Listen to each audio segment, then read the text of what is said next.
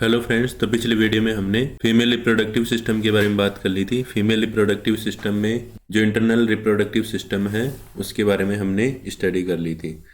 अब इसके बाद हम स्टार्ट करते हैं फीमेल एक्सटर्नल जेनिटेलिया, यानी जो फीमेल रिप्रोडक्टिव सिस्टम है वो बाहर से कैसा दिखता है। ठीक है।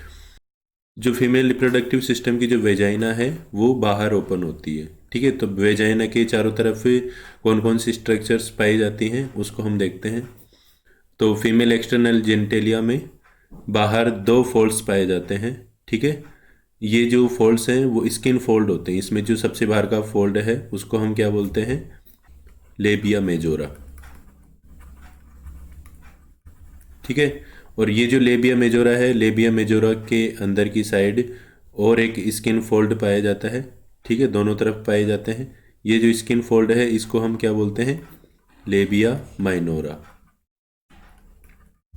तो इस तरह से दो स्किन फोल्ड्स पाए जाते हैं, लेबिया मेजोरा और लेबिया माइनोरा। ठीक है। अब ये जो लेबिया माइनोरा है, लेबिया माइनोरा किस किस को कवर करता है?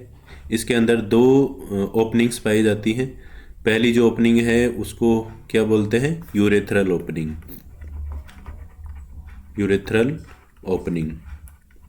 ये जो यूरेथ्रल ओपनिंग है, इस यूरेथ्रल ओपनिंग से क्या बाहर निकलता है? यूरिन।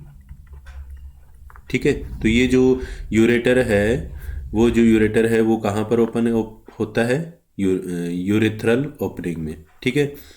यूरेथ्रल ओपनिंग के नीचे जो वेजाइना है वो ओपन होती है। ठीक है। तो ये क्या है यहाँ पर? Vaginal opening. Vaginal opening.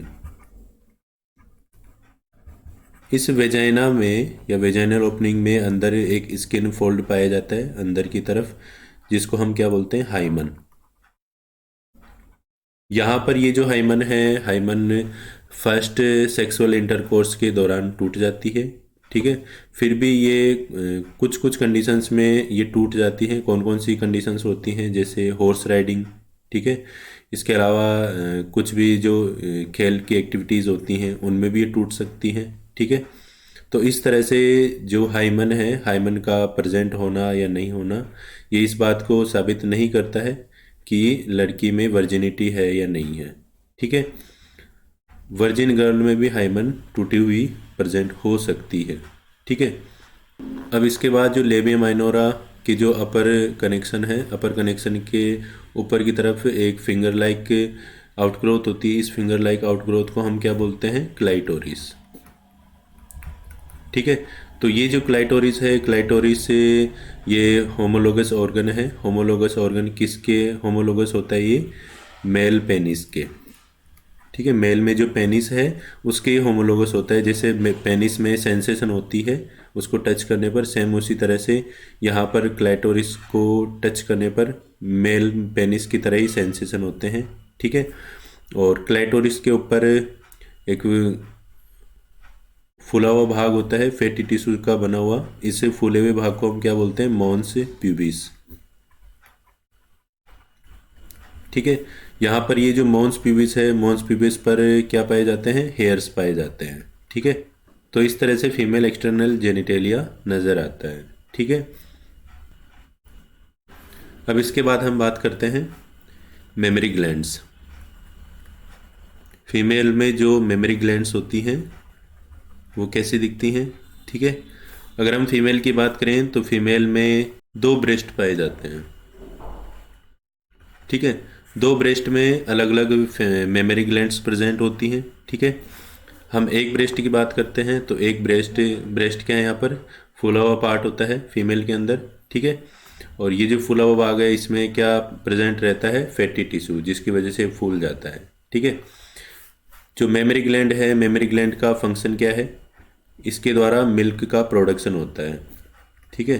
तो ये जो मिल्क का प्रोडक्शन है ये कब स्टार्ट होता है? जब फीमेल में डिलीवरी के बाद, है ना, डिलीवरी के बाद बच्चे को दूध पिलाना होता है। तो जैसे ही डिलीवरी होती है तो जस्ट उसके बाद मिल्क का प्रोडक्शन स्टार्ट हो जाता है मेमोरी ग्लैंड्स में। ठीक है। और ये जो मिल्क है ये जो बेबी है उसके लिए नरिशमेंट का काम करता है। ठीक है। न्यूट्रिशन प्रोवाइड होते हैं बेबी को मिल्क से। ठीक है। अब देखो इसमें कौन कौन सी स्ट्रक्चर्स होती हैं मेमोरी ग्लैंड में। तो मेमोरी ग्लैंड में क्या पाई जाती हैं, लोब्स पाई जाती हैं अंदर, ठीक है।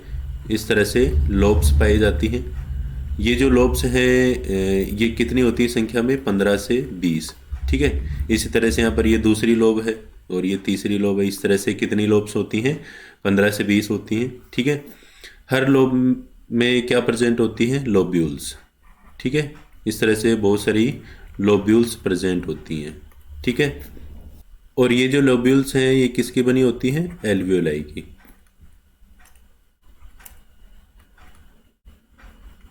ठीक है। बहुत सारी एल्वियोलाई पाई जाती हैं।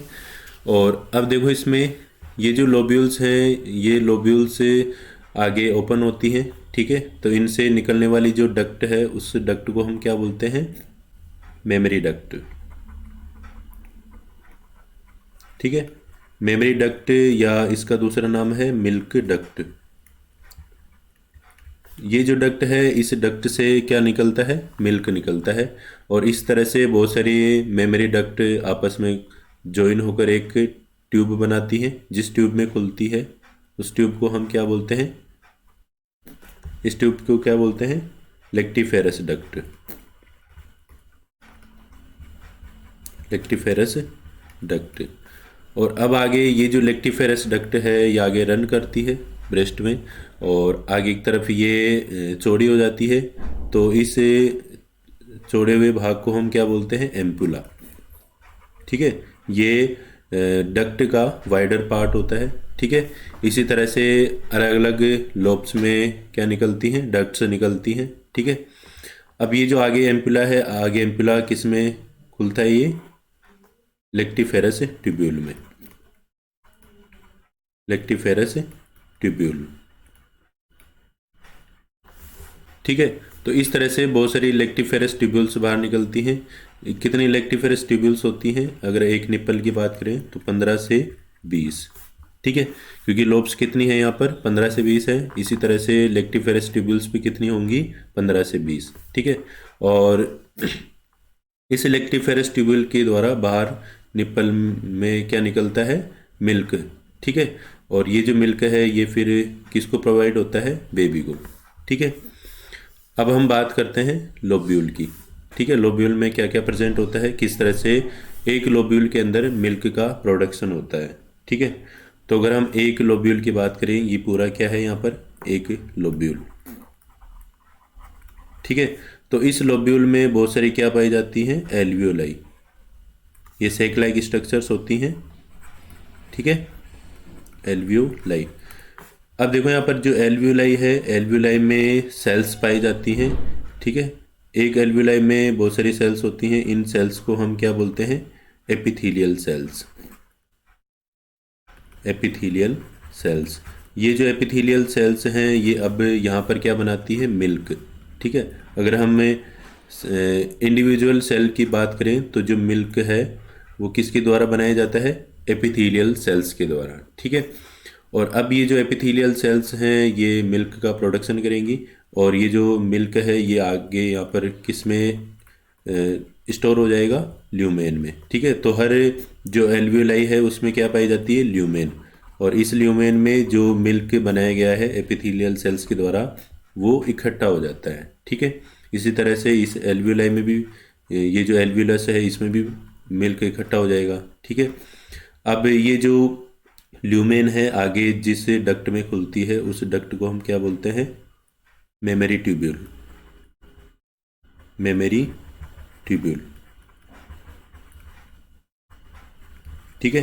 तो इस तरह से अलग अलग जो एल्वियोलाई है उनसे क्या निकलती है, मेमोरी ट्यूब्यूल।